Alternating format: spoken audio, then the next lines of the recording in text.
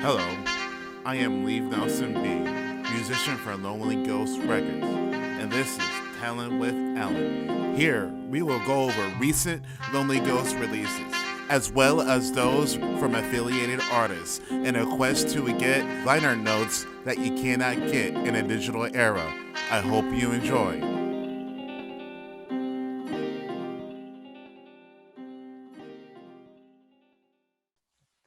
You look like you're in a sanitized ass room right now. Yeah, there's just nothing on the walls. I keep telling my roommate, I mean, by this point it's too late, but earlier, it was, earlier in the semester, like we got to get some lights or some posters or something in here because I'm getting depressed just looking at the walls. Meanwhile, I have like a fighter helmet like right there, and I got my my shoe rack, which doesn't even have all my shoes on it because I have way more downstairs. Mhm. Yeah, I have like 40 pairs of shoes. It's not funny. I don't have a problem. I have solutions,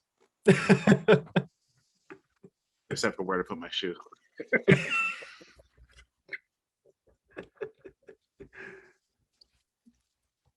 Uh, yeah. How have you been? It's been a while. You're my first interview. Been a little bit, yeah. I'm all right. I'm doing okay. Just hanging out here. Well, Um, define here, because yeah, I think oh yeah. you're from Uh, Indiana, right? You're from I'm the from Indiana, but now I'm land in of Boston. Kyle Rittenhouse.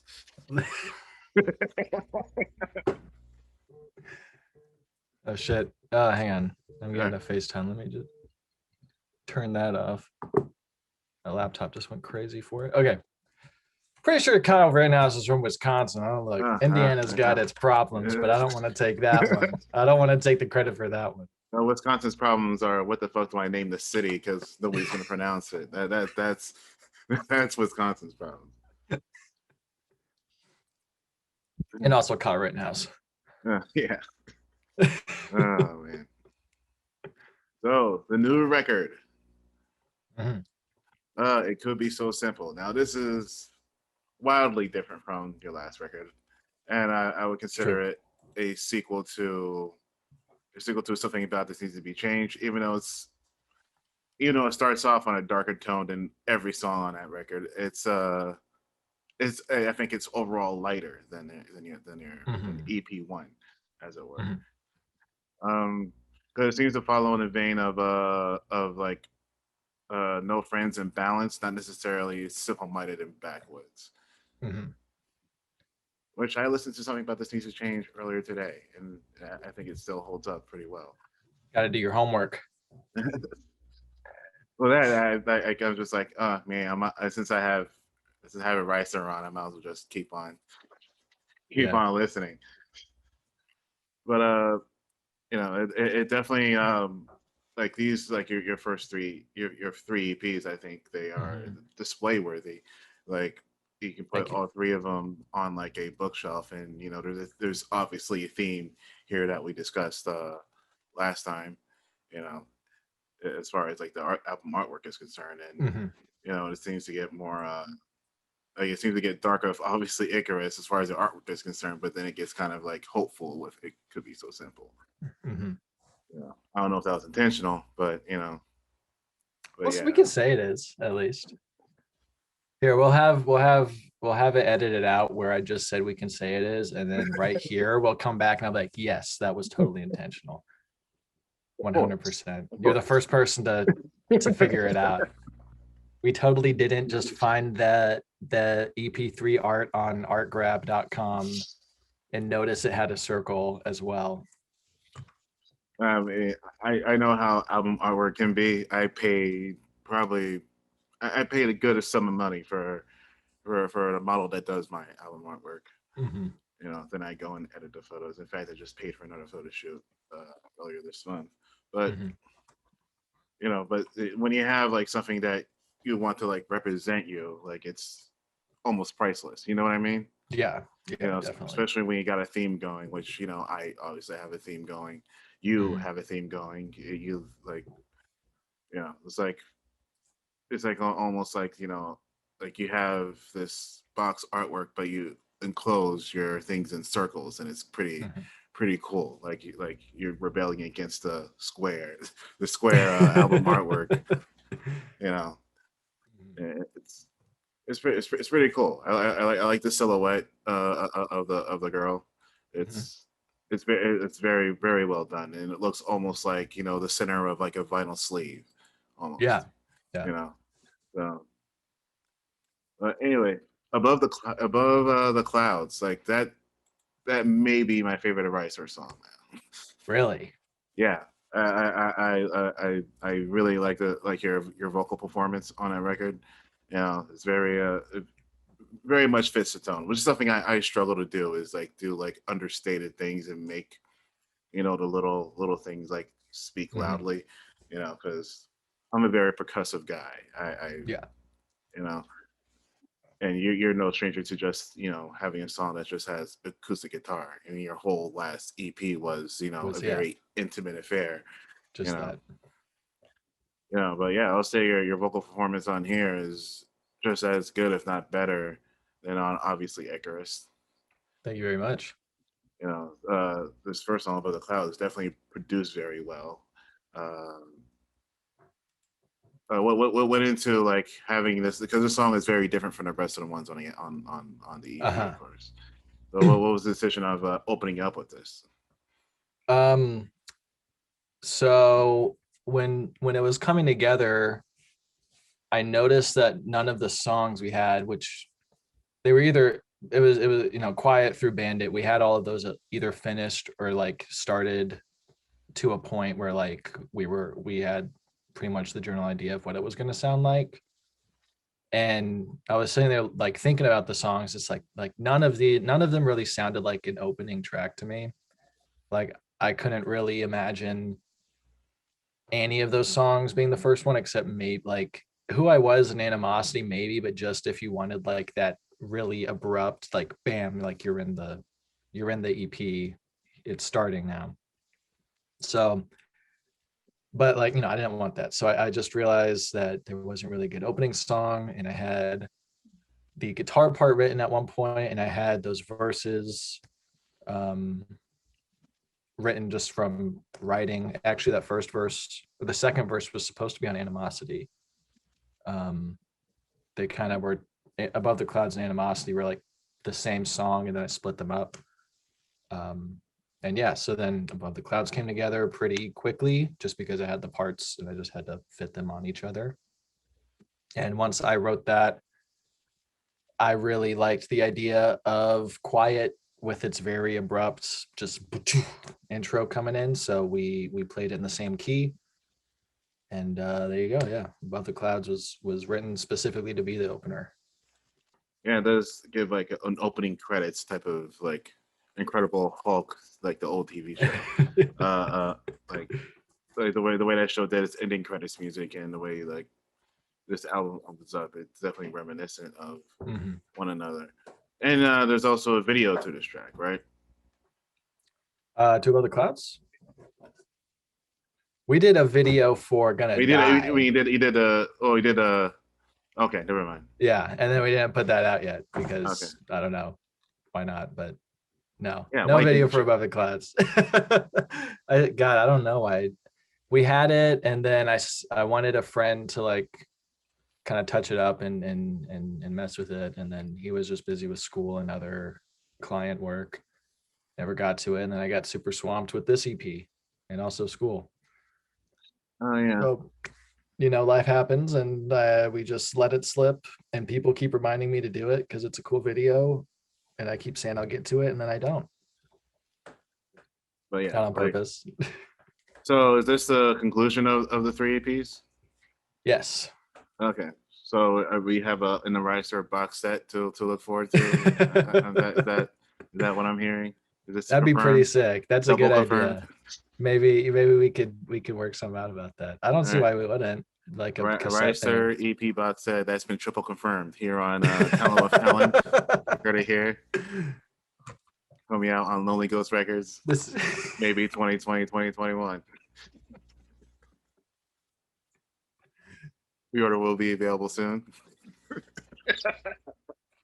John's gonna be editing this. Like, do I have to fucking start this now? Like, do I have to get ready?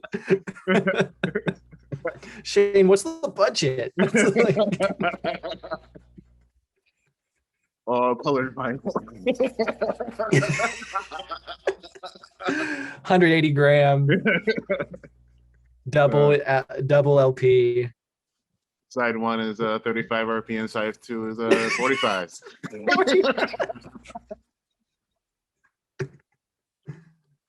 Oh my god. Double disc. 1 is stereo, 1 is mono. Yeah.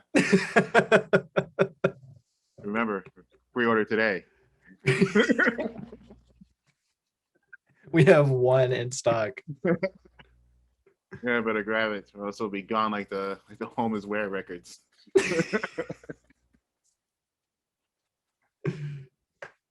Oh man. All right, so yeah. Ironically, second song is quiet. It is definitely a clash with the first one. And it's definitely more reminiscent of like the first half of your first EP. Mm-hmm. But like everything is like more crisp. Everything is like, I wouldn't say like everything was like, this EP is definitely mixed very well, I should say. Mm-hmm. You know, not to say that your previous two are not. Kitsy did a wonderful job with obviously Icarus. Like I think your vocals sound really good on obviously Icarus. Mm-hmm. You know, but like the guitars are more crisp, the drums are more. Yeah. You know, you can tell there's like been like, you know, like knees added to snares and stuff like that. Mm-hmm. It's been This was the whole studio process, and then obviously Icarus was recorded in a basement. And this is definitely like, I wouldn't like, it's definitely written more succinctly. Like every word is, you know, intentionally placed where it needed to be. Mm-hmm. You know, there's not a wasted syllable on this record, in this song in particular.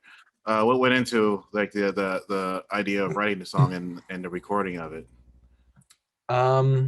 Quiet, I think, was actually, it might have been the first song finished. I started it kind of like halfway through 2019, maybe like early fall of 2019, with the verse and the pre-chorus, which all the verse and the first verse and pre-chorus that I wrote was what's on the EP. And the chorus, I had a different one written and it was really bad. I was not into it at all. So a friend of mine, Nathaniel, helped me with the hook. He had that cleanest mess you'll ever see line. And then he wrote the melody as well. He just, you know, we were just sitting there and I was playing the chords. He was looking through his notes, cleanest message you'll ever, and I'm like, that's it, you know. So I took that melody, I finished the chorus, and then the second verse, same as the first. And then while I was with Shane, who drummed on it, we worked out that last little bit. And then that one came together actually pretty quickly once we had the chorus down. The recording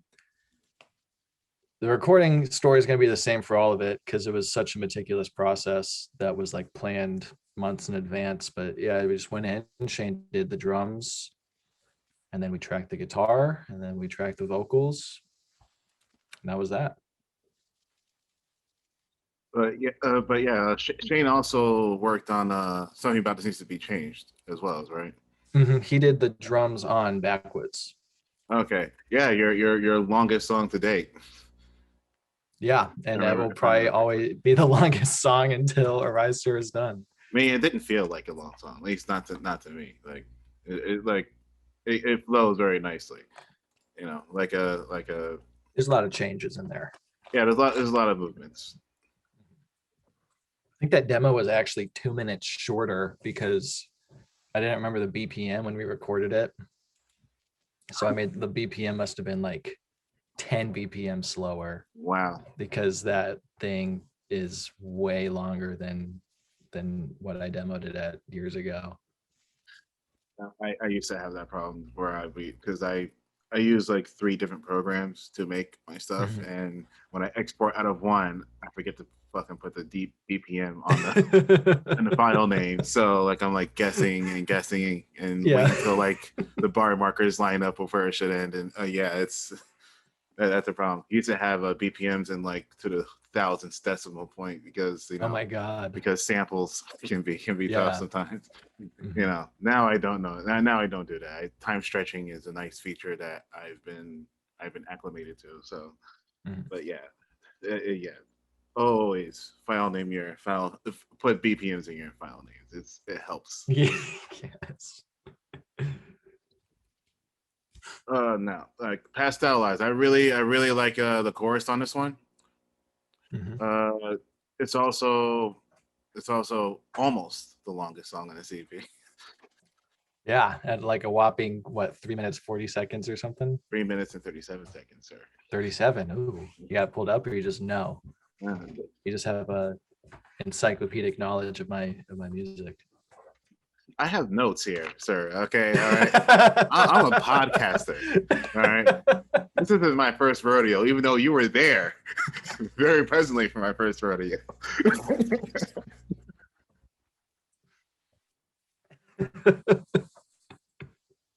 I got this pop filter now. I got a microphone.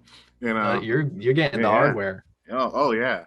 This is the first time I actually haven't worn sleeves. I haven't worn long sleeves in a podcast. At least I think it's changing. Yeah. It's growth. It's getting warm up here too. Like you need to come back to Indiana.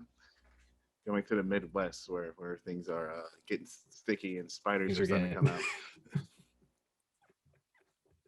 Now you recorded this and where did you record this EP? And it was recorded in a suburb of Philadelphia. It was like 20 minutes out. I think it was Blackwood, New Jersey. Is where the studio was. For those not in Philadelphia, like everything's like within 2 hours, like New York City and shit. You're within like a good train ride to pretty much the New York metropolitan. Everywhere from Newark to New York City, and you have you have a good access to like studios over there. I would assume. Yeah, I mean, Berkeley's got a lot of in-house studios that I'm excited to use. I don't know the right people to use them because not a lot of people you have to have like a music production student with you. And I'm not in music production. I was that student at one point in time in my life. I was a music production student. I could use someone like you because I'm not trying to pay so much money for a studio if I can just get someone to sit in there with me here. But yeah, I was that guy. If people were like, "Hey, can I record something in the school studio?" I'm like, "Okay, all right, yes." Hope you like SM57s. I'm not breaking out the nice microphones for you. Yeah.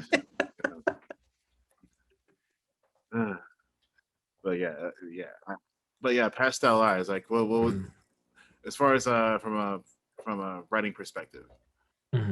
Where are you coming from with that? Because it seems to be the most like poppy of the songs here. Yeah. I very early in quarantine, I think like April, I wanted to write a song a day for a week, or at least like something. And I got 2 days in. The first day I didn't ever write lyrics and a vocal melody, but I did write this cool instrumental that I'd love to use at some point. The second day, I spent about an hour, maybe 2 hours doing the instrumental for Pastel Eyes, just like improvising it. The riff came from one of the first riffs I ever wrote in like 2017. I based it off that. And then I just followed the root progression of the riff. The chords are the same through the whole thing, except for in the bridge. And it just kind of came together very naturally where I had the riff is like, okay, obviously this riff is going to lead into a very explosive, bombastic sounding arena rock thing. And then it's like, okay, after this, I'm definitely going to go into a palm muted verse, which will then explode back into the chorus. And then the bridge is going to be slowed down, more like EP1, and half bowl of like an instrumental bridge. And then just bring it right back up. So I had the structure and I wrote all the music first. And then later that night, I think it was 4 a.m, I wrote the lyrics and the vocal melody. And I didn't even have a plan for what the song was about until I kind of like realized what I was writing. Like so the song is about, think like America's Sweethearts by Fall Out Boy. It's just like about celebrity culture, I guess. Not that I'm even too like engrossed in that these days to have such a stance on it, but well, you're not like Fall Out Boy or celebrity culture. Celebrity culture. Okay, all right. I'm all into Fall Out Boy. I mean, come on. I think I was just listening to Cork Tree like 2 days ago, but yeah, like the pastel eye, like the hook, like those pastel eyes. I didn't write with any intention.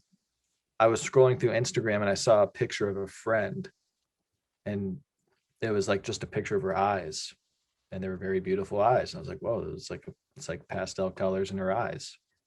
Pastel Eyes is literally inspired by inspired by someone's pastel eyes.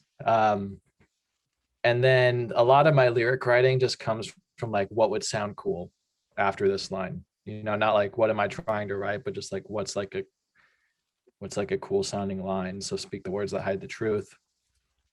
And it was about that point. And after writing a little bit of the first verse, I realized I was like, oh, I guess I'm writing about people who put too much emphasis on their own self-made relationship with the celebrity that doesn't know they exist. I think another song is that Bo Burnham song. I think it's called Kill Yourself. Okay. Which is about, yeah, it's very blunt because that's his style, but I don't remember the lyrics. It's something along the lines of like, if you look to Katy Perry to like fix your problems, then kill yourself. So I'm not saying that. I'm not telling people to do that, but similarly, I guess it's just like, it's a weird relationship, I think, to have that does more harm than good. Why would anybody want Katy Perry? Like out of all the celebrities. Yeah, out of all. Katy Perry. I think what actually as a fixer rapper now? Is she?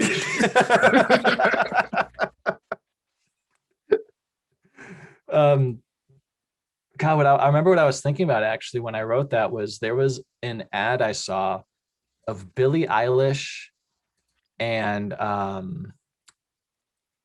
shit. It's I can't remember his name. Woody Harrelson. It was Billie Eilish and Woody Harrelson talking about climate change. I was like, damn, we really need Billie Eilish and Woody Harrelson to tell us that climate change is a thing and we have to do something about it. That fucking sucks. was Greta Thunberg busy that day? Like, yeah, I was. Somebody who can actually talk about it with some, who can, knows what she's talking about, rather than like just a movie star and a pop star. So I was feeling especially. I think I wrote it around the same time as Gonna Die, so I was feeling especially cynical about everything around that time. Funny you mentioned Fall Out Boy, because I can see this song being on like American Beauty or American Psycho. Mm-hmm. Yeah, like now that you mention it, it does make sense. Yeah, Fall Out Boy was very. I've always wanted to do like a Fall Out Boy style thing, but I think EP1 I was too engrossed in the Say Anything side of my music, and then EP2 I didn't give enough of a shit to try. Just my personal opinion. I would listen to Is a Real Boy before any Fall Out Boy album. That's fair. I probably would as well. Oh man, God, I'm probably gonna listen to that tonight now. That's so good. I've been getting more back into Say Anything. I find it so funny that well, not funny, but um basically anytime there's like an article or something about me, it's always Say Anything is dropped to talk about my music. And I think it's just like, even when I'm not trying to write like Say Anything, they were just so integral to like how I started writing that I'll just never escape it. Well, that and I don't know. I feel like your lyric writing is much more like I don't want to say better. Where Max Bemis' sense of humor and like very much like bluntness to how Mm-hmm. that I can see maybe musically how you guys Mm-hmm. are connected, but definitely not in like lyric writing. Like Mm-mm. no, no. I've tried. He's got such a specific grasp on his style that I don't think anyone can replicate it. And yeah, Uh, he's too ironic for me, even. Well, for me to write like. I mean, nobody else can I think of like Yellow Cat slash Red Cat and Yeah. make that song as good as it can be. Yeah. You know, like And God, he man. was fucking like 19 years old. That's what pisses me off about it. You were how old when something about this needs to be changed? I was 18, I Yeah, guess. yeah. And he wrote like simple minded and balanced. Like that's an accomplishment in itself. Well, thank you. Don't But discount yeah. don't discount yourself. Like All right. those songs can be like those songs cannot be written by Max Bemis. So I'll take it. I appreciate that. now the song we were discussing earlier, Animosity, which is you stated that Above the Clouds and Animosity were one track at one point, right? Yes. What was it? What led to the decision to split them up, as It opposed to have? wasn't, yeah, as opposed to having it was more, it wasn't really a decision. They were the same song as I was still trying to write. Like it wasn't a finished song when they were together. Um it was just I was trying to use those lyrics in the same song. And then when I actually finished Animosity, I didn't have a use for the lyrics that became Above the Clouds because I decided to not use those lyrics on Animosity. Um, yeah, so Animosity, it was more Animosity, just like the placeholder lyrics were the lyrics that became Above the Clouds. Um, and yeah, I'm trying to remember like the old demos. Animosity was very, very different. I wanted it actually to be slow at first, almost like a jammy, like a jam sesh kind of down tempo, very soft, almost like how I have the change you wanted as like a little break in EP1, just like an intermission of sorts. I wanted the first little bit of Animosity to be that kind of intermission, which would then like uh uh climax at a point and then explode into like what it sounds like now. Uh, but then yeah, we decided to scrap that idea and just go all in on the unabashed pop punk and hit you in the face from the get go, which I think was the right move. But then yeah, that mid temp, that down tempo chill idea was then moved also to Above the Clouds. Yeah, because I can't imagine Above the Clouds lyrics being on Animosity like Yeah, at all. So it the was a demo different. must have been a very different affair. It was all over the place. Yeah.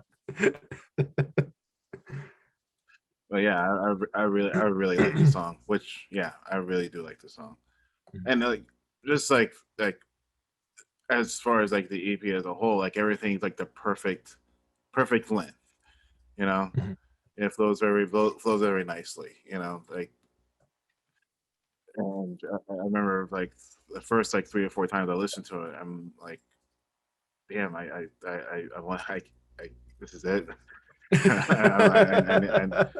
And then I set it up to play like it could be so simple. Then something about the season change, and obviously Icarus all in like one playthrough.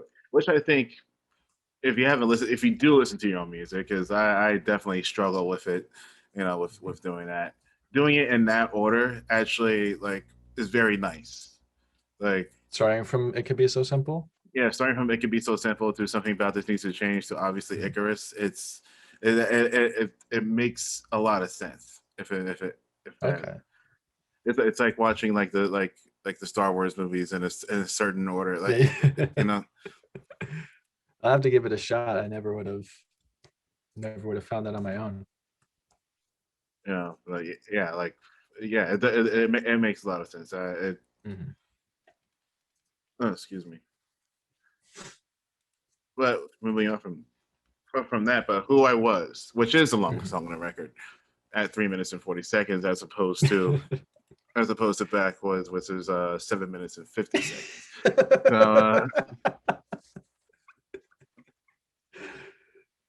So so yeah, I wouldn't say a lot more discipline.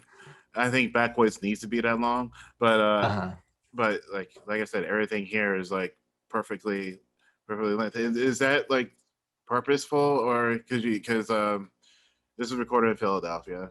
Mhm. This was recorded and mixed by Casey Cavalier Mhm. but from the Wonder Years. Mhm. Very very respected band, you Mhm. know, Of course. especially in the eyes of your fellow label mates. I believe Closer from Holy Kerouac is a big fan of them as well. But yeah, like that's how I first heard about this. Heard about this like they involved like you recording the CP was like I Mhm. was telling Superdestroyer that I was like getting into the Wonder Years and like, oh, by the way, Alex Oh. is recording. with Yeah. Casey. Funny you should say that. Uh, yeah, so yeah, Casey, yeah. So who I was like, Mhm. uh, it's a weird. I wouldn't say weird. It's definitely probably besides the intro track, Mhm. it's probably the more oddball out of the group Mhm. in my opinion. Um, like, can you go into like the lyric inspiration in that one? Yeah, I think I'd agree with you in that it's the odd one out. I think it's the closest sounding to EP1, and I think it's like the perfect encapsulation of what I wanted some of those EP1 songs to be like Simple Minded and Balanced specifically. Um, I think I got close to it with No Friends, but didn't quite capture what I wanted to from a songwriting perspective. But I definitely, what I'm saying is I get what you mean by that. Um, Lyrically, who I was was just about me kind of like thinking about people that I've done like just like shitty asshole things to, like I don't know, maybe like ghosting someone or saying something fucked up. We can anything I can blame on being bipolar in high school. Just kind of being like, damn, I wasn't really like a nice guy to some people, and I wanted to, apologize, but I can't apologize. So who I was is me being like, that's not me anymore.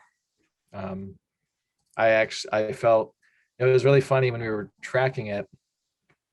I didn't even think about it, but it's literally the um, same subject matter as I don't like who I was then by the Wonder Years, and who I was is even in that title. And we're sitting there, and I'm singing the lyrics. I was like, Casey, I'm so sorry, I'm ripping off your song right now.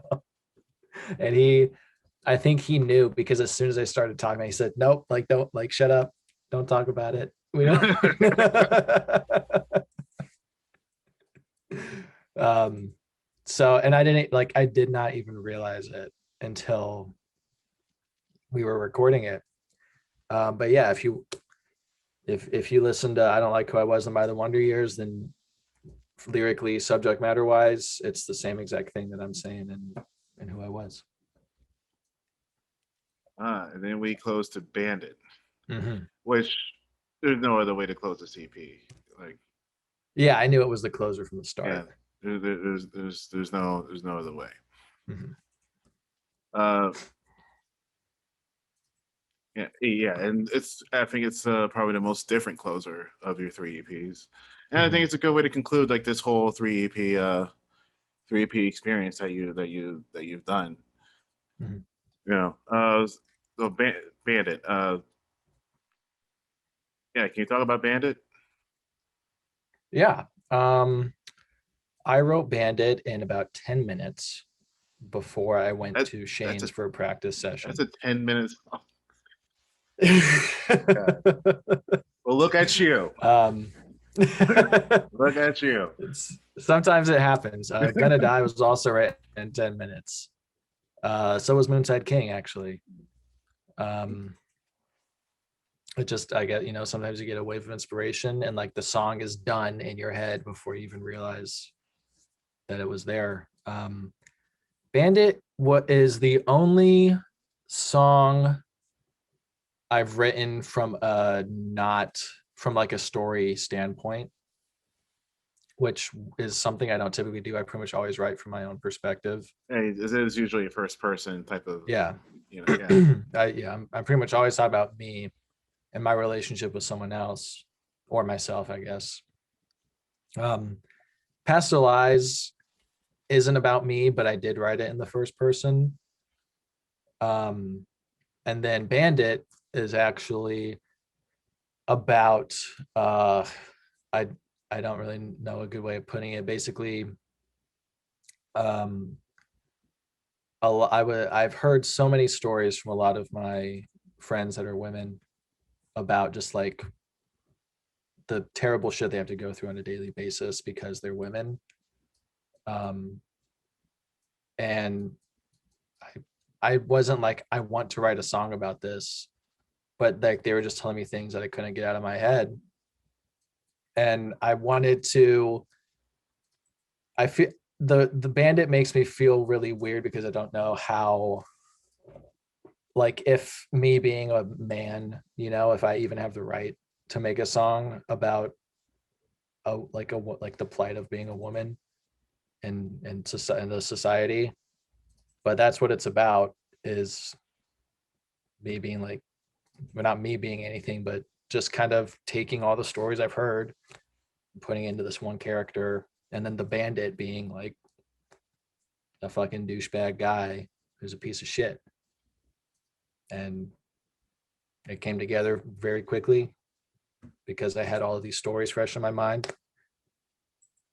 And that was it. And it was I it's very aggressive because all the stories I've heard, the people that told me them were very angry.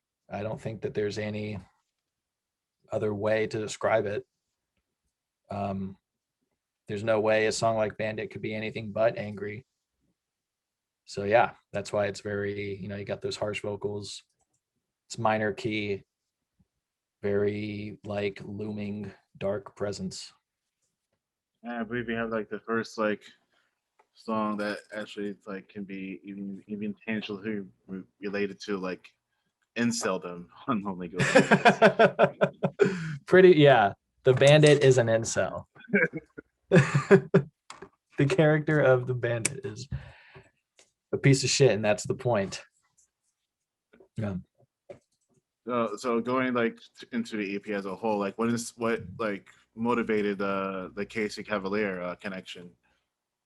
Um, I was working with Shane on some of these songs. Around the time we thought about working with Casey, I think we only had Quiet and Who I Was going as songs, and like nothing else really even started. And around that time, Casey was advertising for his studio that he was just opening, True Level. And I was like, Shane, do you want to drive to Philadelphia and work with Casey from the Wonder Years? And he's like, why are you even asking me that question? That's a stupid question.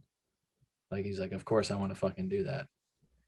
So there wasn't any sort of like cool story where he like found us and was like, oh, I want to work with you guys. I think you guys are sick.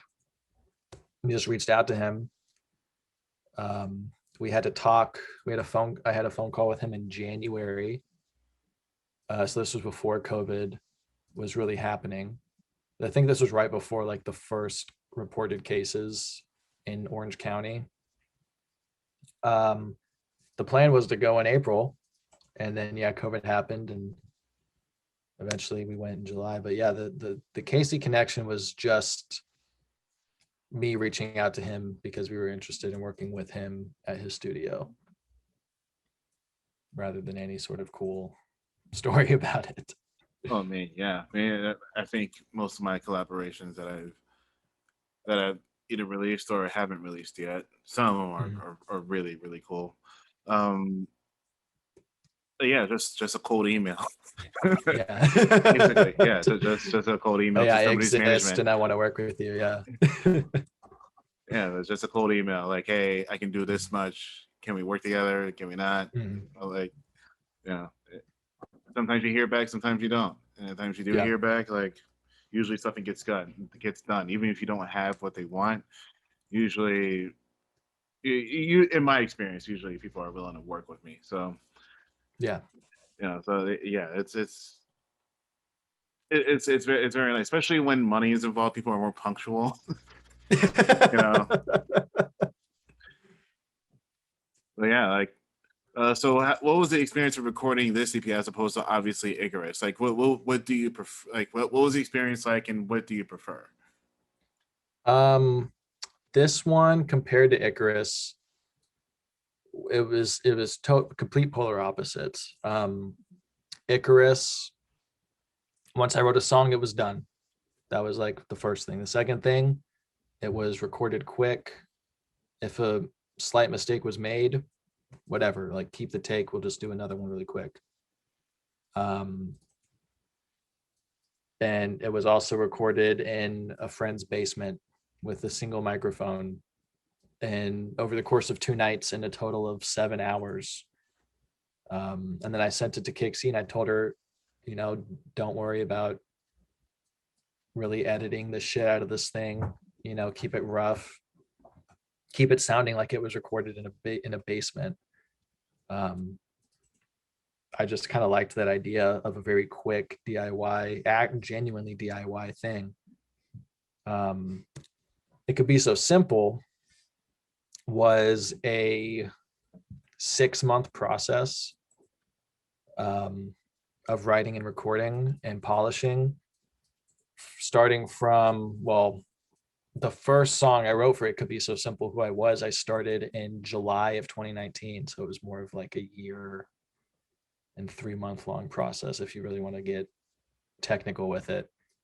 Um, as soon as I think March last year, we started demoing and sending demos to Casey.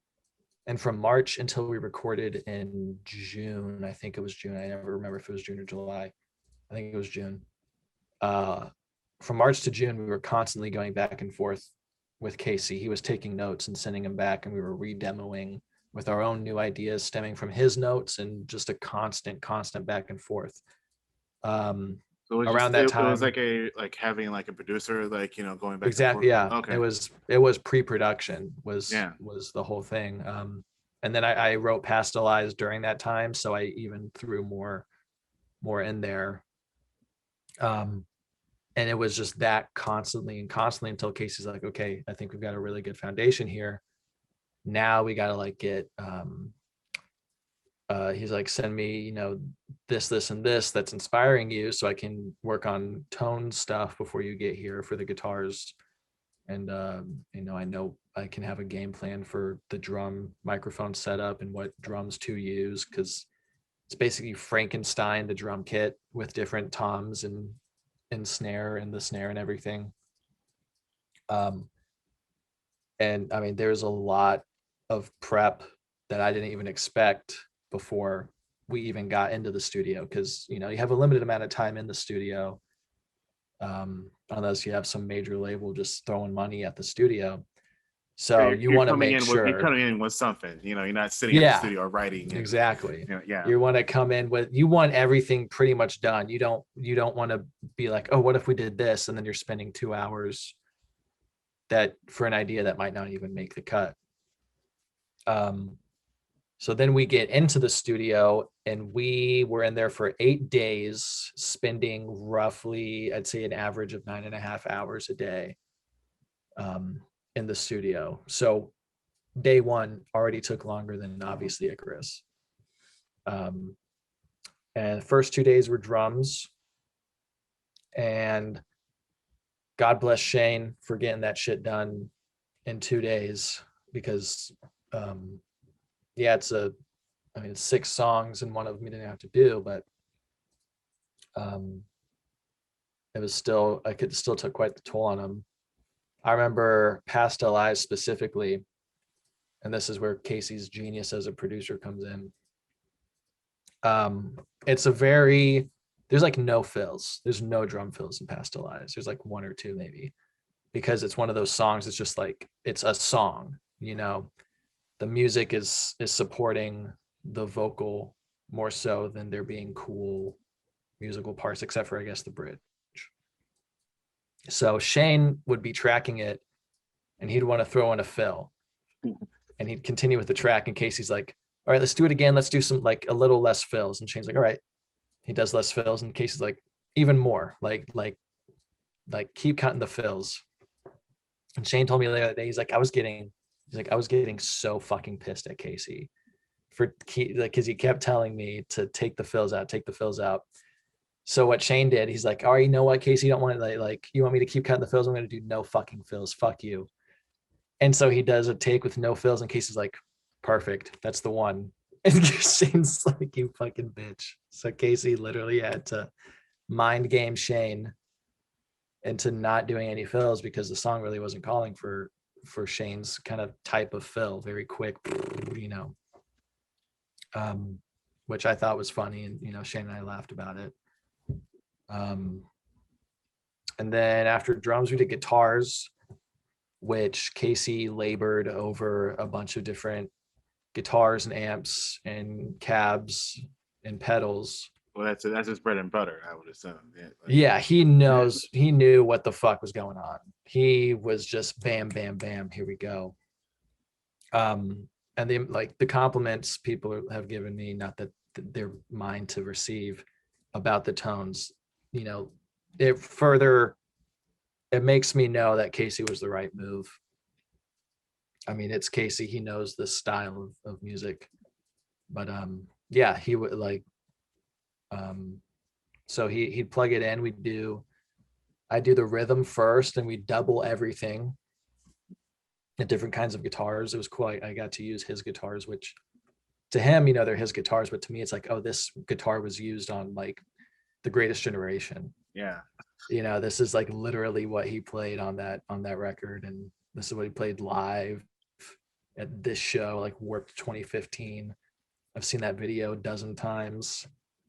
And now I'm playing he's like the replaced guitar. pickups on that thing like 4 different times. And he's like sick of it and like he's like, I want to do guitar. It's just like beat to shit. It's like whatever.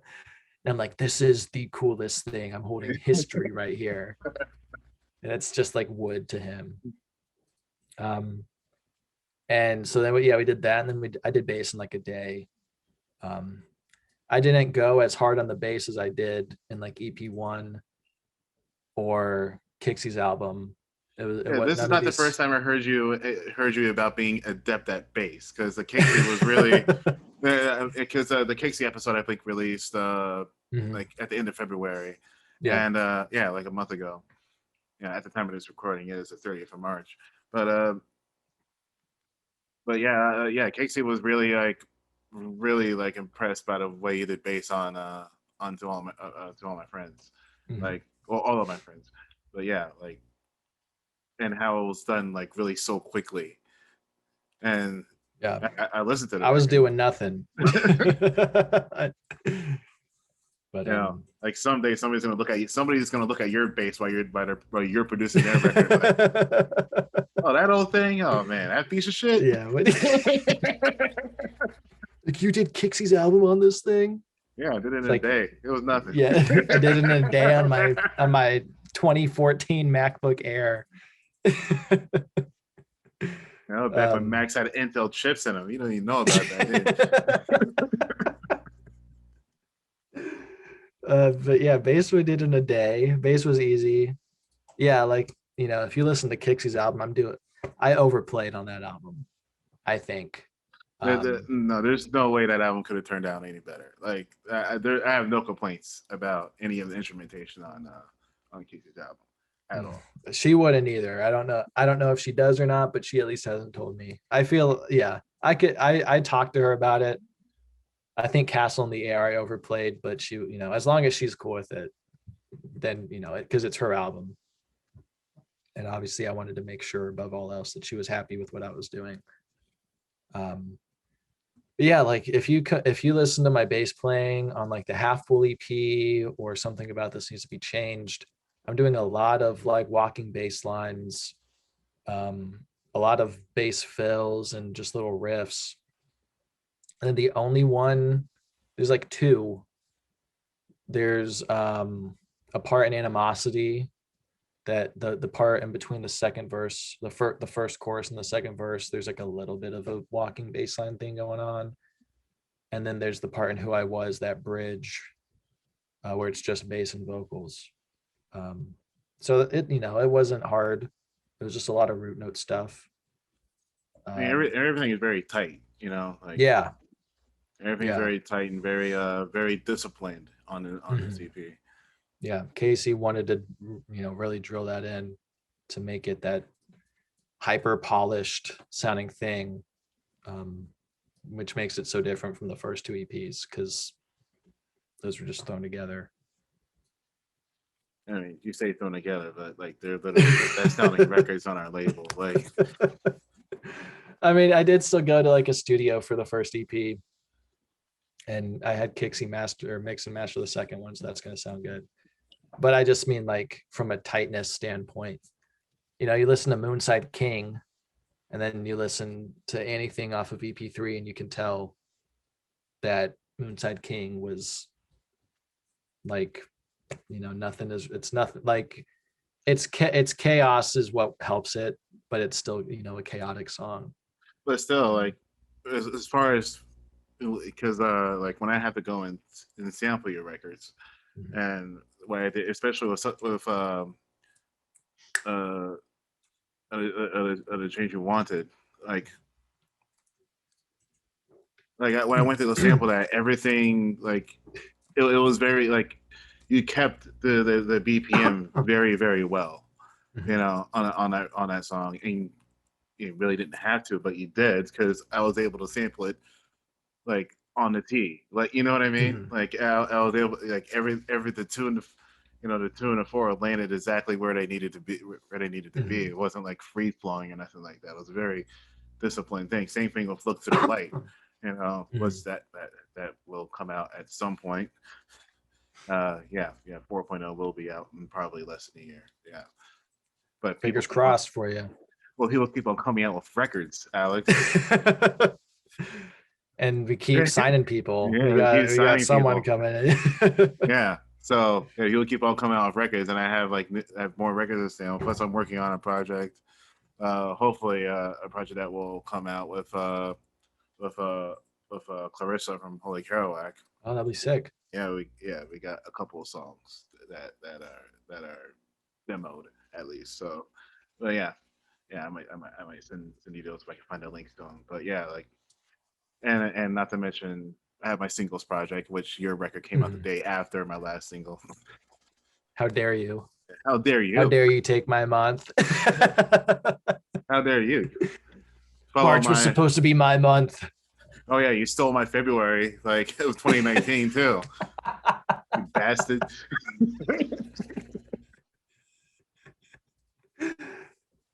Oh my god. This fucking like 19-year-old kid stealing a 30-year-old man's month. Really? Hey, I was 18. Oh yeah, that makes me feel a lot better. Wasn't even 19 yet. No, I'm not trying to make you feel better because you stole my March. No, there's no way that my last single is as good as this record. This record deserves all the praise that it gets. Now, when you started the EPs, were you envisioning a 3 EP set? When I started the first one, yeah, or this one, first one, no. I didn't even. I mean, the first EP I wrote because Half Full broke up well, by that point we weren't really broken up, but you know, No Friends, I wrote for Half Bowl. Um, and so, I had this first EP, but there was 18 months between EP1 and obviously Icarus, I think. Yeah. 18 months, February to October. Which I think right there is proof enough that I had no plan. I had no roadmap. It's just kind of like with EP1, I had those songs, and I emailed the guy that did the Half Full EP, and I said I'm going to be home for winter break, and I've got these songs. I want to record them and put them out, because that's what musicians do. And then, yeah, if I had a roadmap, obviously Icarus would have come out much sooner. I wouldn't have been obviously Icarus, but like a second EP would have come out much sooner. The reason I did a third one, I think 3 EPs before like a bigger project is a little overkill, which is why I'm not going to do another EP. But I wanted to like catch up almost my discography because it had been so long. And I thought EP1, if my memory is correct, it was received pretty well. So, I wasn't like, Home is Where blowing up, but it was like, people knew who I was. And they liked the EP.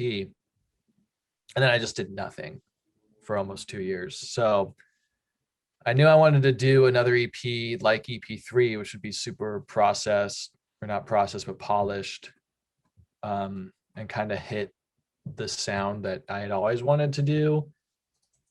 And EP2 was like, well, that's going to take a while until this one comes out, so I might as well, get something kind of DIY-ish out there before I can't go back after something so polished.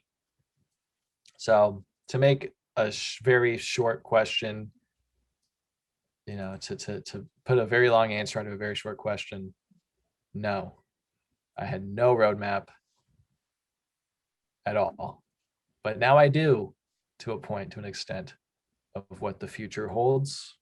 I hope will hold. Yeah, I think that everyone that's doing music should do that because it actually eases a lot of the anxiety. Well, I mean, I released 3 albums last year. So, you don't need to brag, Nelson. Well, I mean, like, because you mentioned January 2020, like while you were like, like making contact with like one of the Midwest emails, like, well, not, I shouldn't say email, but like, yeah, it's like a pop punk, legend.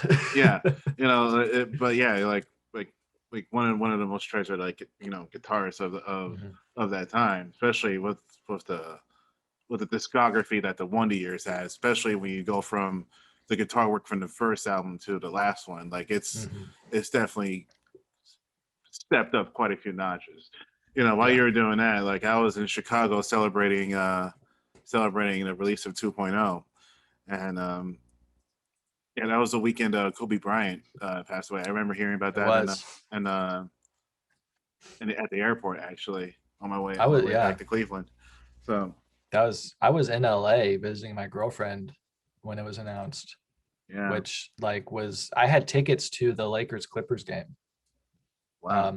That was supposed to be had, and then he died, and then it was postponed. And LA was like, if we can talk about Kobe Bryant for a second in a music podcast, LA was like, it was like heavy. There was like a heavy presence that day because it was foggy, like that's what killed him, was they couldn't see in the helicopter. And it was already such a sad feeling day. And then we were driving around and everyone's got their Kobe merch on. Like I'm not seeing, like everyone's like huddled together. LA's very vibrant. And it was just like a very, like, that happened. You're like, okay, like something's wrong kind of feeling. If you didn't know Kobe died, you would know like something happened. Yeah. Just driving around. It was everywhere too. Like the airport was like O'Hara of all airports was like was like quiet, like huddled around TVs and shit. Like Yeah, but yeah, yeah. Kobe fucking Bryant. I mean, Yeah, I remember that. Yeah, but yeah, I remember being in Chicago and I think Funeral Home just came out the Mhm. previous month, and I think I do remember actually thinking about like something about this needs to be changed because my album just came out and you have nothing coming out, so this release is all mine. You know, I finally get liberation from From Arisesir, Arisesir. and No fucking one teenager's of gonna one of take the your. one of the late '90s and like 2000 superstars, like one of the Yeah, like probably one of the greatest humans that ever lived yeah. is like yeah just It's- uh, here oh we my so about Kobe god. Bryant. I'm like, listen to my record. Damn, that sucks about Kobe. By the way, in case you didn't know. Oh my Man. god. But yeah, like but yeah, I mean this I can easily see this being a box set and being like I don't know easily because this is like this is a body of work, Mhm. from start to finish, and I look at it as like an id and ego and super ego, where Yeah, obviously Icarus is the id, something about the season be changes the ego, and it could be so simple as super ego. You know what I mean? that's probably yeah. I think you. I didn't even think about that, but yeah, I think you're dissecting my music more than I have, I and I mean, even when I wrote it.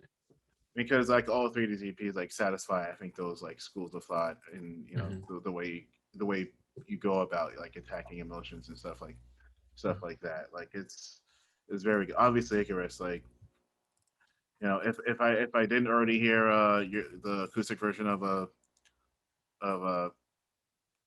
well yeah, because you released balance and a simple mind, yeah. I did do balanced acoustic. Yeah. Yeah, I would have been absolutely floored by your ability to do acoustic stuff from obviously Icarus, you know, and man, this is yeah. I mean, I think obviously Icarus may be my favorite record of yours actually, but it could be so simple. It's just so great. Mhm. It's definitely a type of record that I haven't heard in a while, and it's definitely a record that I probably needed to hear. At this point when weather's warming up and you Mhm. do need to look at the brighter side of things. The sun's out longer. It's definitely perfect timing for this type of record to come out. I You agree. know, it doesn't sound like it was recorded in the midst of a pandemic. That's for sure. Especially in Philadelphia. That must have been an experience. Did you get a cheesesteak? Yeah. Uh, I think I had some of Shane's at one point. We were like just outside of Philadelphia, so we didn't really. We even if we were in Philadelphia, we didn't have the time to do The much closest I ever got because to was like Allentown.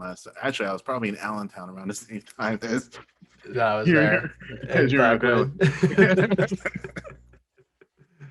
But yeah, so we even if we were like downtown Philly, if we were right in the heart of Philly, we were so busy and then so tired after the days that we wouldn't have been able to do uh, a whole lot in Philly. It was very much a business trip in a sense, not a vacation.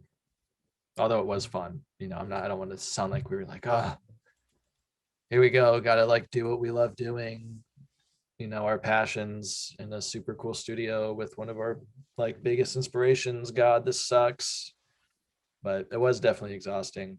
Um, which to cycle back to that question you asked like 20 minutes ago, I think that's the biggest difference between EP2 and EP3 was EP2, there was no anxiety to it and there was no stress and it was very low key and chill because I didn't care like about mistakes and I wanted it to be rough. But EP3 was very mentally taxing. When I did Oh, vocals, Like I had to take 5-minute breaks in between takes because I like Past Lies and Animosity and maybe Above the Clouds, I can't remember. I was like mid panic attack doing those vocal takes because I could not sing them. And I'm like, okay, I can't sing these and we're never going to be able to sing these while we're here. Like I'm wasting all this money and all this time. We're not going to get this done. And it's all my fault because I could not sing it. And then Casey worked his magic and you could not tell that I'm in the middle of like dry heaving doing those takes. Well, I think that So shows like yeah. the value of having somebody there who's like as experienced, and I'm pretty sure the one of yours that did not have like all glory good times when recording. Yeah. Oh yeah. I'm pretty sure Casey's well versed of, yeah, you're gonna be pissed at me now, but this is He's in service. This is in service to the song. he This is said, in yeah, service to you. he Like pretty much said that verbatim. He's like, I don't give a shit what you think. I've got a job to get this thing done, same that you do. He's like, I'll do what I got to do. I know what you got here more than you do, and Yeah. we're gonna get this done. Yeah. He told us countless stories about their recording, of like after Shane did his drums. He told us a story about when they were doing Suburbia. They were in like I think they recorded it. Was it California? They recorded it somewhere, and he said that like the label had them in some like big beach house or something. And Shane and I were both in the studio like at all times, even if we weren't tracking anything. But since there's like 6 of them in that band and their albums take like a month to record, they're not going to be in the studio the whole time. So like he said that the process for recording Suburbia was way more intense than the Upsides. And he's like, Mike Kennedy, their drummer, would come back from tracking drums just like hands blistered and scarred, like just like drained. He's like, give me a fucking beer. I need to just like he's just like warrior coming back from battle. Wow. Which is definitely the vibe of, and we were only there for 8 days. I can't even imagine a month. The Suburbia came out great. Yeah, like, and that record's fucking awesome. Yeah. Like yeah, like and I'm pretty sure I probably should hire somebody to do that for me, but I scrap songs that I don't like, and I probably could make some use out of my cutting floor. Mm-hmm. But besides Shane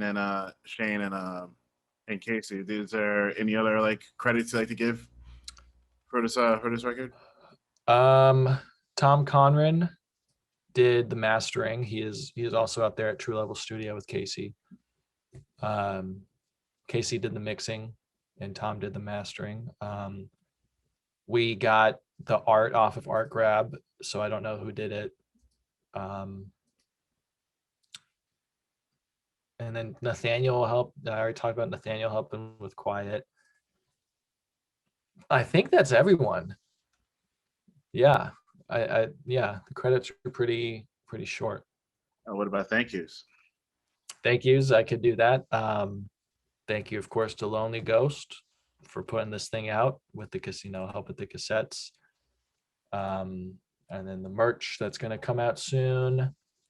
Just waiting on one more design to get to me.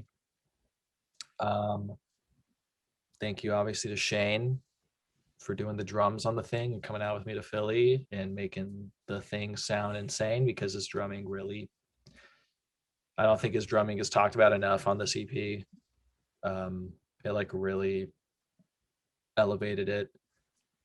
I mean, really is a driving force of like of some of these songs. Like this is probably the most drum driven of your EPs for sure, and that's just all Shane, because he's that insanely good at drums. Well, it's very commanding. It's a very commanding presence now. You know what I mean? Mm-hmm.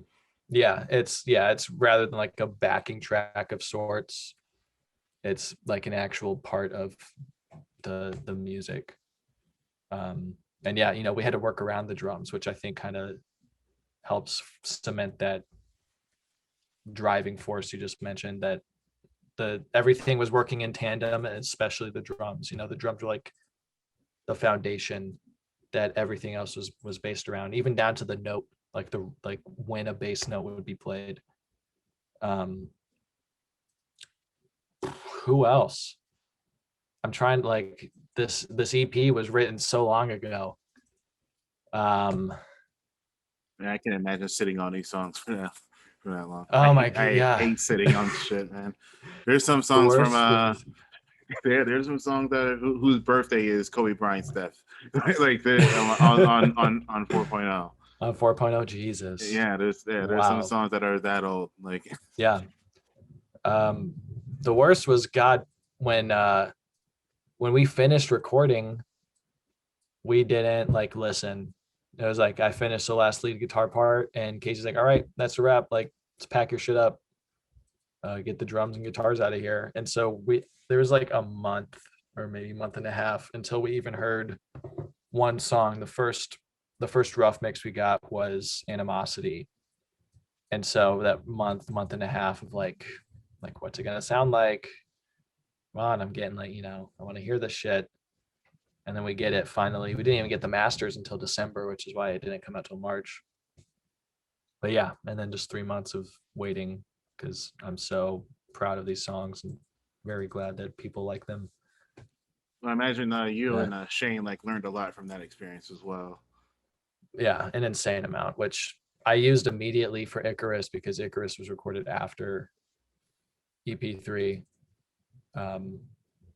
Yeah, and just like, not even from like a technical mixing and like how a studio operates type thing, but just Casey like would give us so many anecdotes about being a musician, like life mentor guru type things.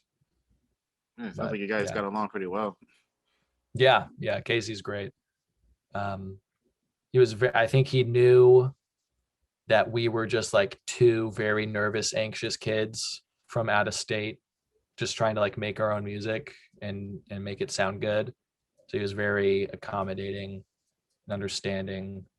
He knew we were like immature in a sense when it came to what we were doing. So yeah, he, like I said, he's been through it all, and he knew how to work around the fact that we didn't know what the fuck we were doing out there. Yeah. All right, so what's next for Arisesir? The plan is I'd like to do maybe a single or two this year. I'll try not to take one of your slots. But just to kind of maintain some level of consistency and not go another 18 months without releasing anything. I want to do like a couple singles, and then all the while I'll be working on an album, which is still more of a dream than a goal right now. And then hopefully I can have an album out sometime, probably super, super late next year. And that's the plan. Who's the dream producer this time? I'm gonna get like Danny Automator or yeah.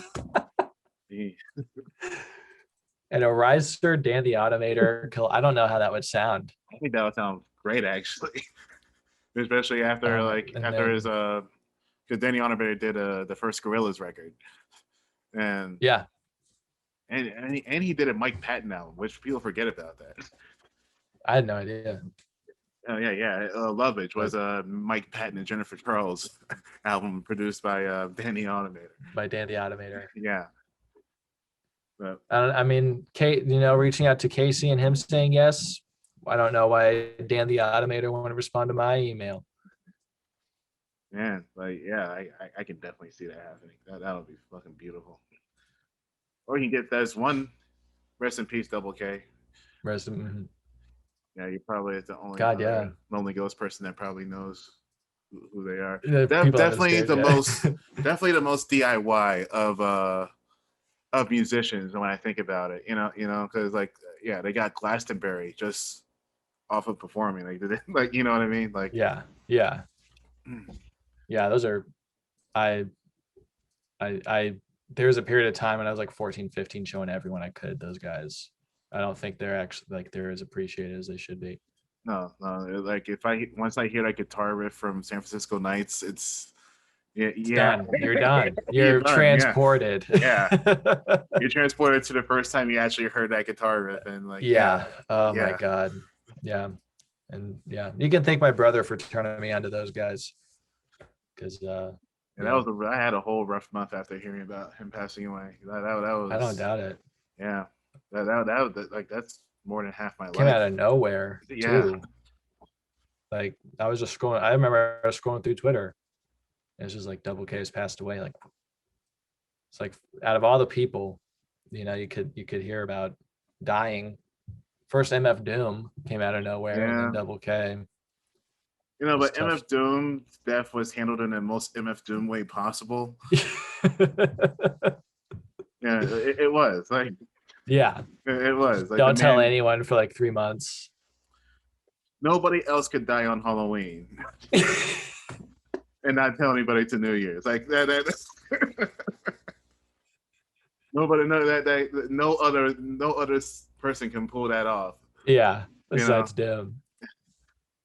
Oh You my know, but God. yeah, Double K. That was just sad. I was Yeah. like I instinctively like went and got like every POTS record I didn't have at that point, Mhm. and like yeah, oh man, yeah, I just got used to hearing his voice again. You know what I mean? Like Mhm. so, but yeah, that was rough. That Yeah. was rough. But man, congratulations on the new EP. It sounds great. Thank you. It Thank you very is much. masterful. It is definitely a testament of how much you've grown as a musician and as a songwriter as well. You Thank you. know, like just pure gold in my opinion. Yeah, above the clouds.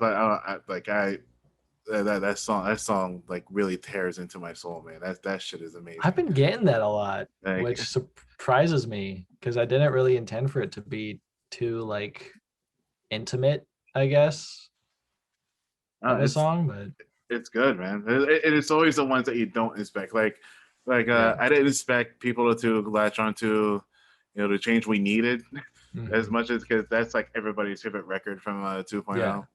You thought it And would be just like Heaven, right? um, Just like Heaven. no, I mean I think just like Kevin may be my personal favorite because I spent so much Mhm. time getting it to sound like that. Mhm. I thought what the fuck's that Winnebago Vacation song I did? Um, damn it. How do I forget the names of my I own did have songs? your own track. I mean, it's been more than a year. Yeah, I thought How Some would be because I thought that Mhm. sounded like the most like accessible, Mhm. but like no, like the change we needed was well the change you needed was what was the shit? Like apparently I guess people latched so. onto it. Even like John Forte, who did like songs with the Fugees, like he was like, Uh-huh. yeah, the change you needed was Wow. that song speaks to me. And yeah, John Forte, who had the best verse on the most popular Fugees album. He You was into know, it. yeah, he was into the change you needed, and that was okay. All right, Yeah. get maybe I guess maybe I'm this wrong.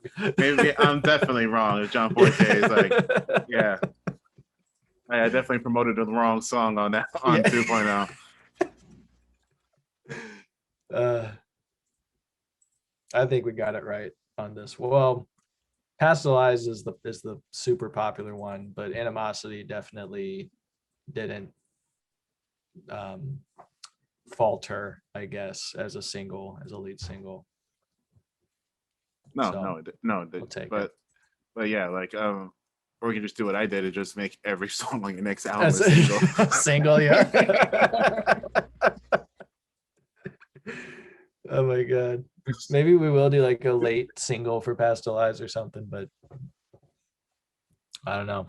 Anyone I remember when I demoed it and I was showing it to people, everyone's like, this song is good.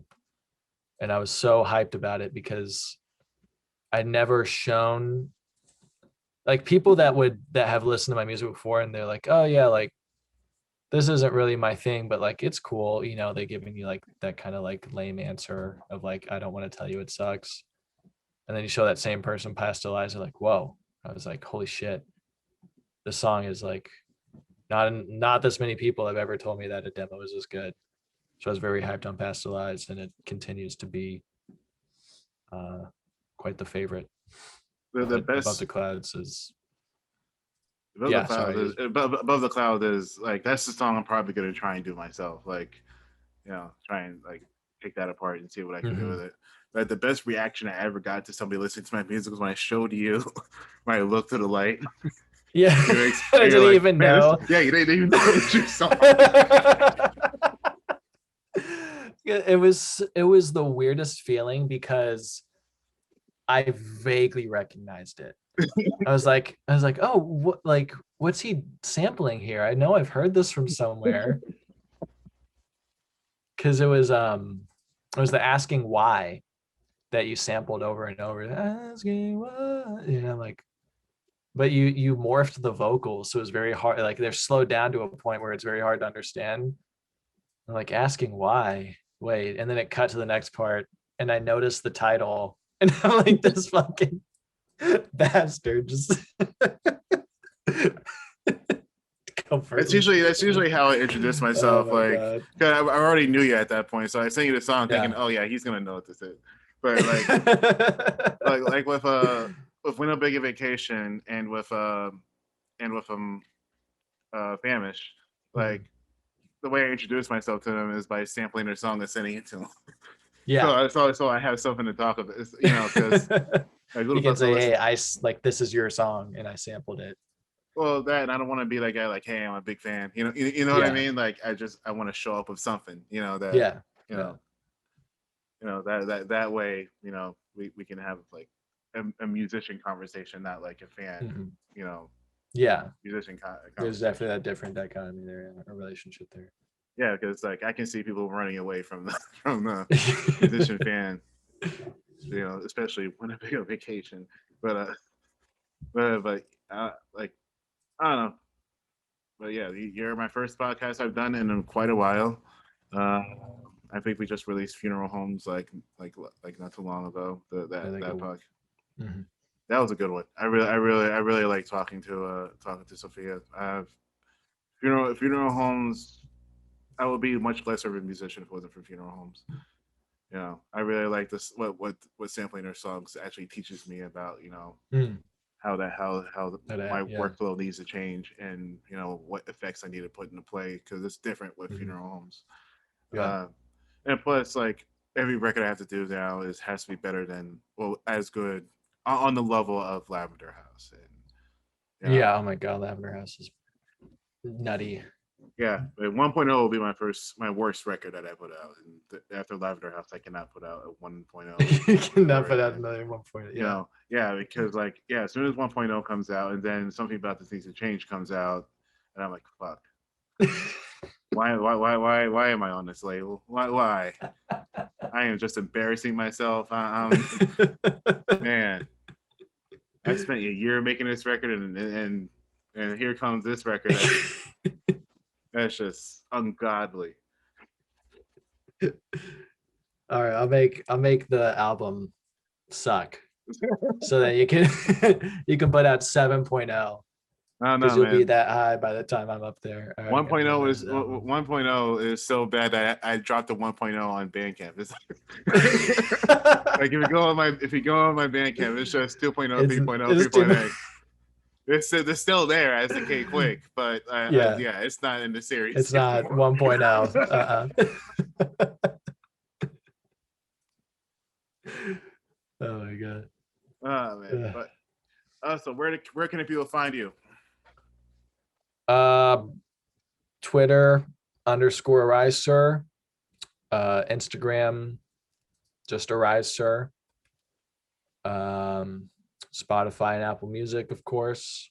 You can find EP1 and EP2 on the Chillwave channel. I should probably reach out to them about EP3 because they've done Half Bowl, EP1 and EP2. So I don't know why I wouldn't ask them to do EP3.